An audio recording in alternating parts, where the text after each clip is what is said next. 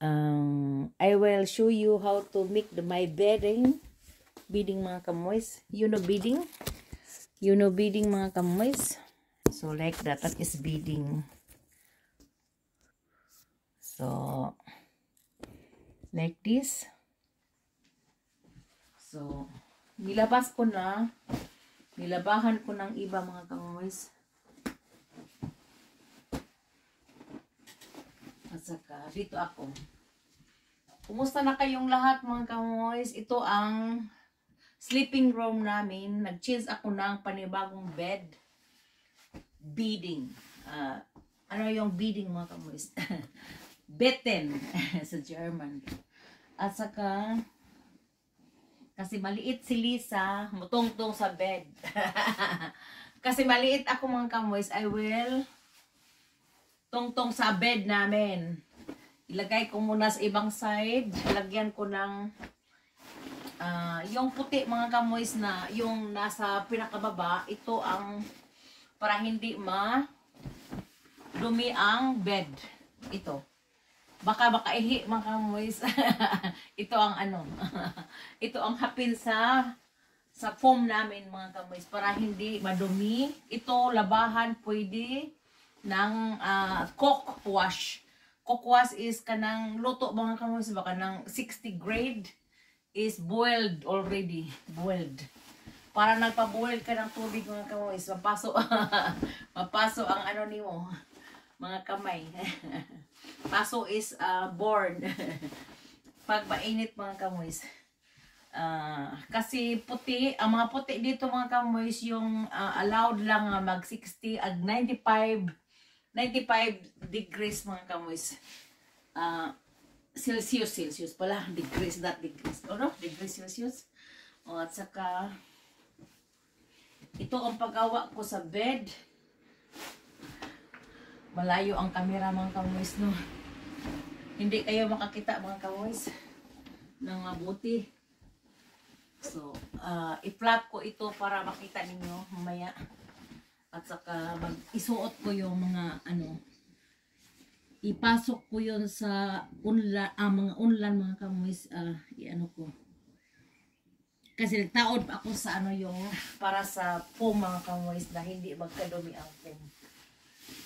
Okay. So, ngayon, I will show you. So, wala pala. Ito pala mga kamoys. Ito para sa foam. Isuot ko para sa foam mga kamoys. Ito na ang dress niya. Isuot ko na ang para sa foam. At saka, i-flat ko mamaya para makita ninyo. So, like this. Ipakita ko sa inyo mamaya mga kamoys. Nalubong sila sa mga kamoys sa bedding. Nalubong sa bedding mga kamoys. So, like that. Ipasok lang kada mga kamoys, kada kilid-kilid. Sayon pareha sa hotel mga kamoys. Pareha lang sa hotel. Hotel California ba? Yung pag nito, pag change. Pero sa amin mga kamoys, mas better dito sa Germany kasi may siya ba? Yung mga kilid-kilid ipasok lang, may garter mga kamoys. So no need to dili nagtrabaho kundi ipasok lang sa kilid kasi may garter. Parang panty sa garter sa panty. Parang garter sa panty mga kamoys. So like this. So dito na ko na dito mga kamoys sa other side. So nakita na ninyo. So makita ninyo mga kamoys, flat na. I-flat ko na sa other side ako ngayon. Pakita ko sa inyo mga maya pagkatapos lahat. So like this. Ito lang, ipasok lang sa both side mga kamoys. Sa garter yun. So garter dito, garter dito. So every side, ko lang ipasok. At saka no problem mga kamoys. Na siya.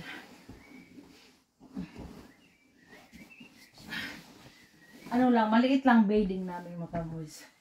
Not big our bed. Good for two lang, good for two. Noon, pwede ang anak namin makahiga sa gitna. Ngayon, maliit-maliit yung bed namin kaysa before. Yung, bago kami kasal ni Reinhard, malaki ang bed namin mga kamoys. Yung family bed. Pero, ang mga bata, mga kamoys, pag kailangan may extra silang bed, extra silang room, kung may extra na room. Pero wala mga kalamoys, sila doon sa, for example, ang parents sa sala. Ito mostly ang magtipid ng apartment ng kalamoys. Pero noon, mayroon kaming apartment na 4 simmer is 4 rooms. So, sala o tulog ka sleeping room. Ang 1 is for parents. Ang dalawa para sa mga anak. So, ang dalawa kong babae sa isang kwarto, ang lalaki sa isang kwarto. Ito ang namin noon. Even nakatira kami sa apartment noon, mga kamoys. Ito ang namin. Ngayon, na may bahay na kami mga kamoys, wala na nakatira dito mga kamoys. Kami na lang, yung asawa ko, ang mga anak, kung magbisita lang sila dito mga kamoys, makahiga sila doon sa taas sila mga kamoys. Kami dito sa baba lang kami. So, like this, I will show you how to make the pagpasok sa bedding mga kamoys.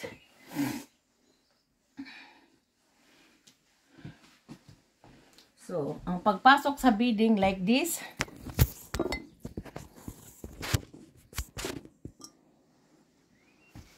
So, both side. For example, ito ang zipper. With zipper yung mga kamoys. Mga modern na yung mga bedding dito. So, with zipper, open mo and sa palabas yun siya mga kamoys. Sa labas yun, no? Sa ilalim, ilalim yun.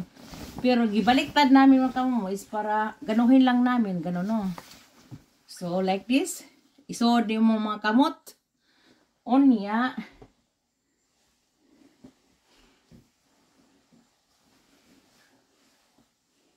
So like this.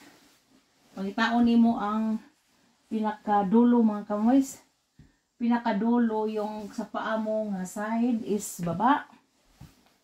Dito, done like that mga kamoys. So, like this. Dan, baliktarin lang, ganuhin. Done. So, like this. So, like that mga kamoys.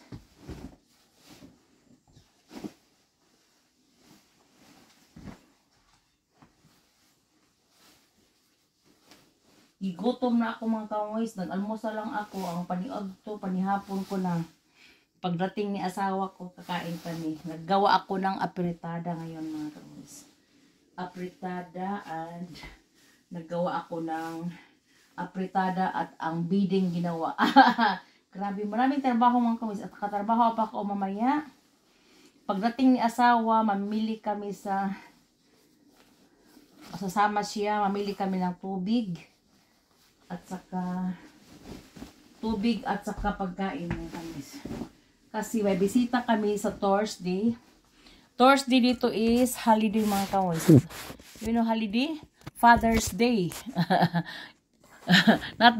not only das Father's Day is Christi Himmelfahrt. What is Christi Himmelfahrt? Sandwich Day man siguro yun mga kamis. Isas this. Nakalimutan ko what is Christi Himmelfahrt. I will Google later. So like this mga kamoys.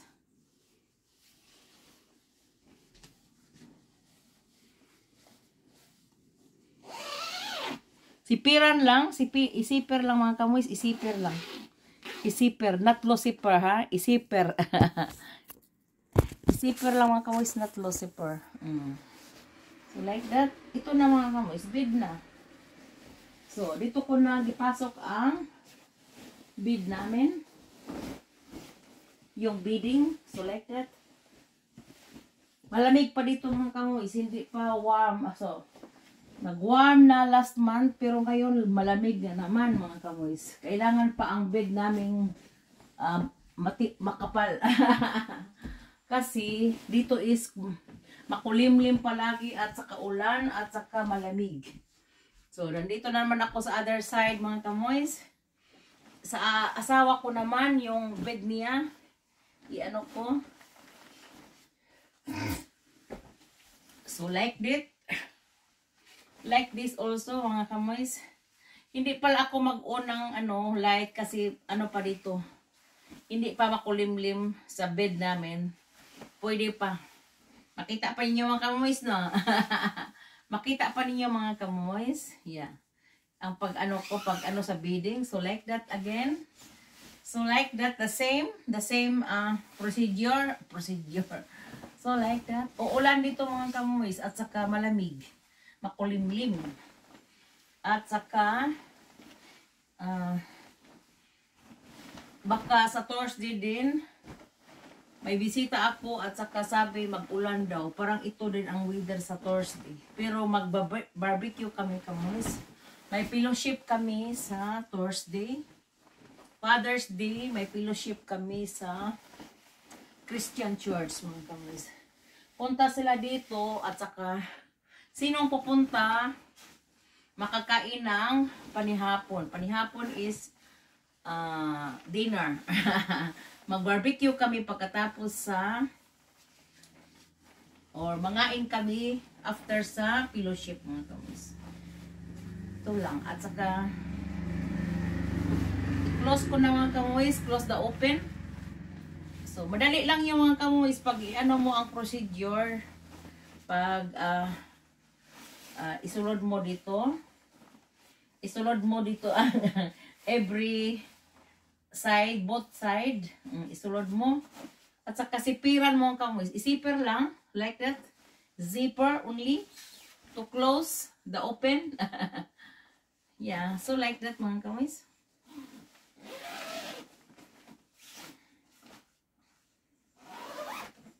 So, like this. So, i-ano ko na, like that.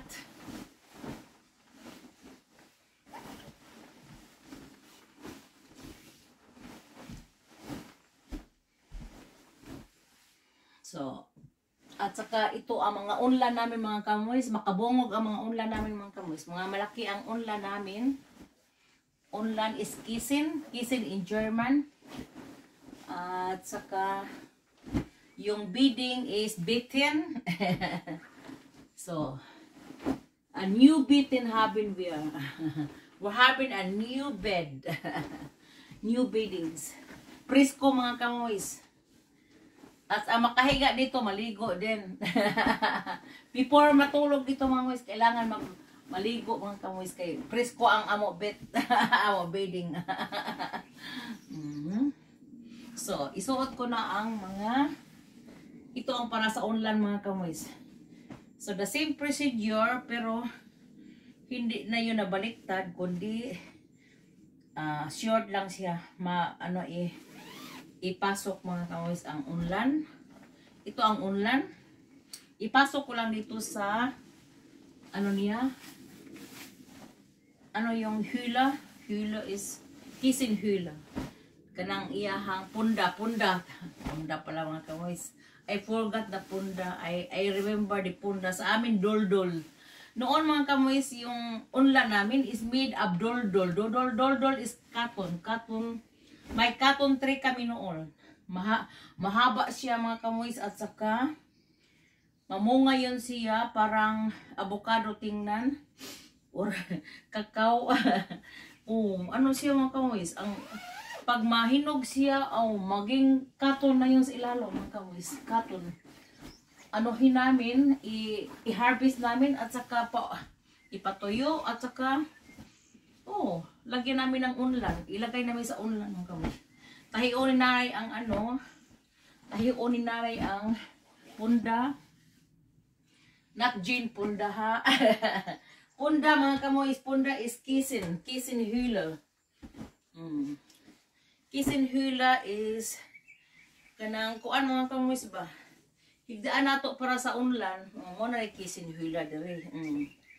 At saka lagyan ko ng beading doble dito si asawa ko para warm ang likod niya. Doble na yung mga kamuis, doble. Dublihin ko kasi lungasan siya mga kamuis, lungasan. Uh, so like that. At saka doble yun sa kanya. Maganda pag doble mga kamuis kasi warm ang beading. So, at saka maganda yung dito din sa ilalim. So mga kamuis, tapos na ang ibang side. Ito na lang sa akin ang unlan. Unlan is punda, no? Gin punda. At gin punda mga kamuis ha. Kung dili punda sa unlan. May tao? Wala, alas 7 na mga kamuis. Dali ara sa oras, oy. Alas 7 na sa gabi, eh. O, adlawan pa dito mga kamuis. Nag-change lang ako sa beading pagkatapos tingnan kung apritada ko kung naluto na ba. At saka gigutom na ako mga kamuis. I'm very excited to eat my apritada. So, uulan dito at hangin mga kamuis. Hangin at ulan. So,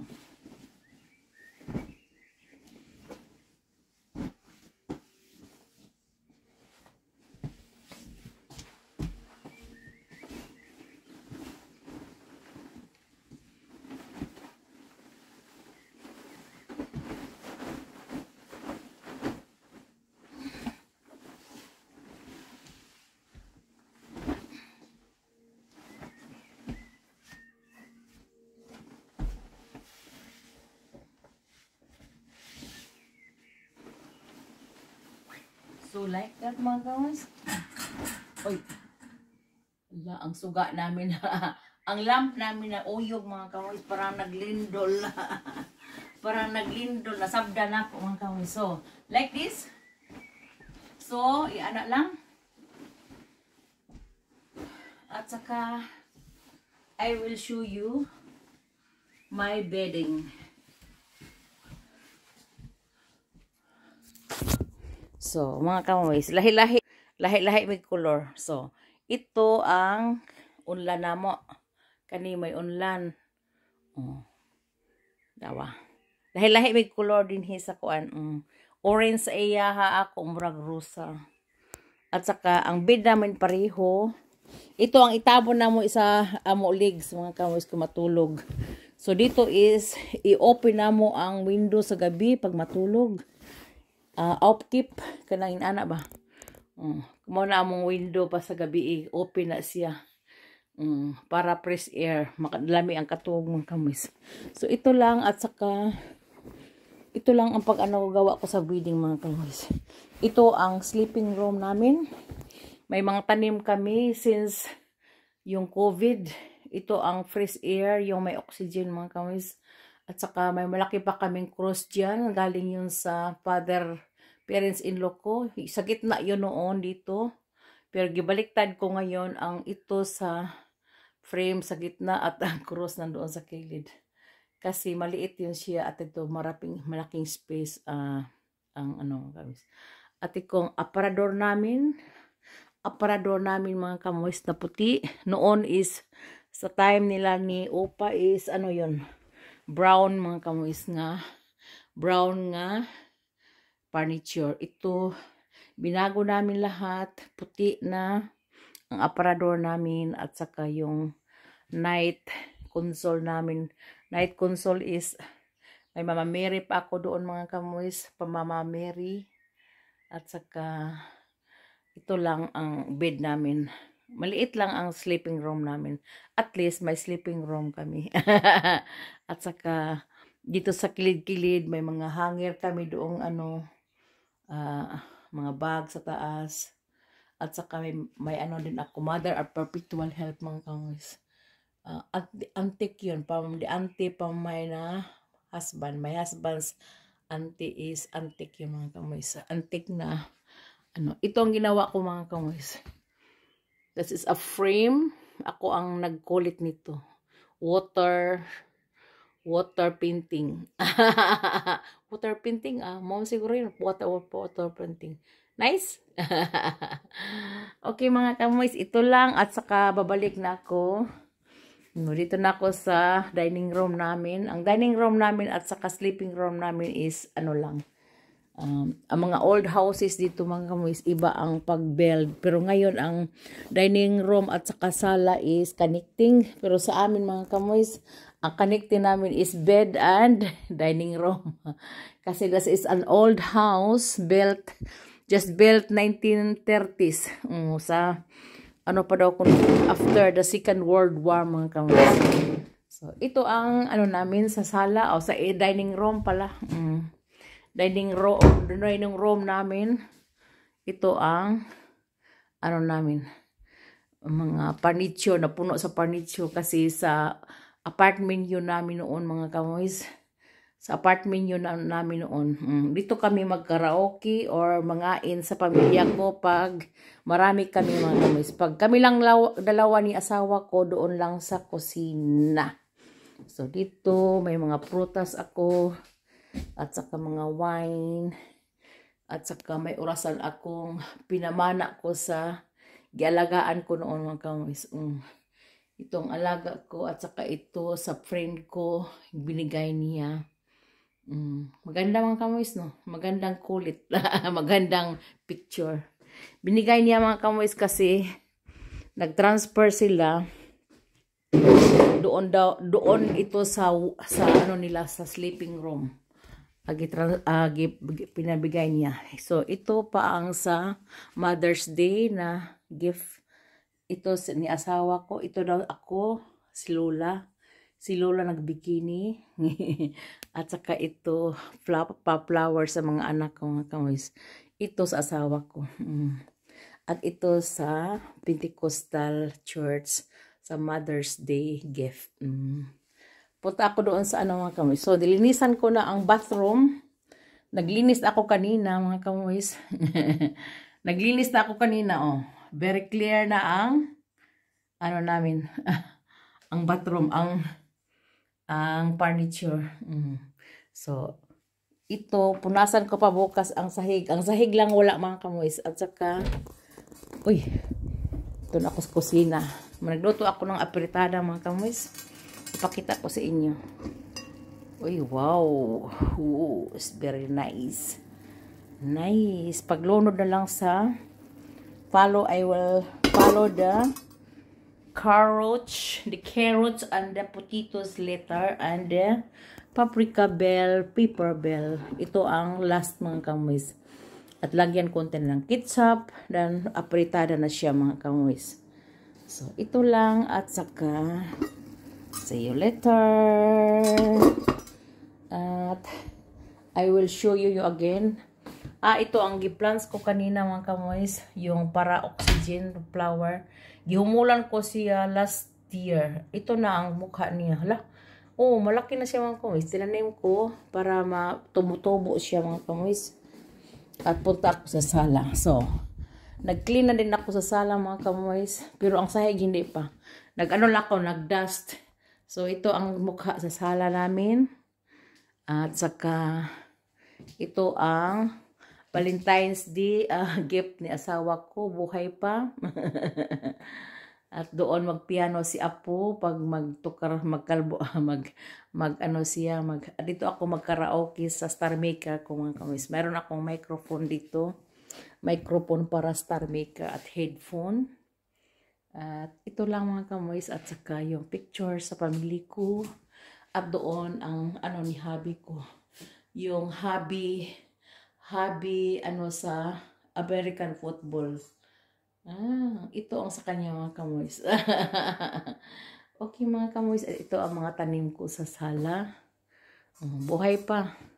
Sa last year, sa Pasko pa yung mga flowers kong mga gift. At saka doon ang terrace namin. Makaupo kami dyan pag warm. Pag hindi warm mga kamoys, malamig, papasok kami. Kung mag-grill kami, barbecue, doon kami mangain. Kung warm. Kung init mga kamoys, tatakbo rin kami patungo sa labas doon sa garden sa ibang side. Kasi mainit dito sa terrace namin. Okay mga kamoys, and thank you for watching. Have a blessed Tuesday po.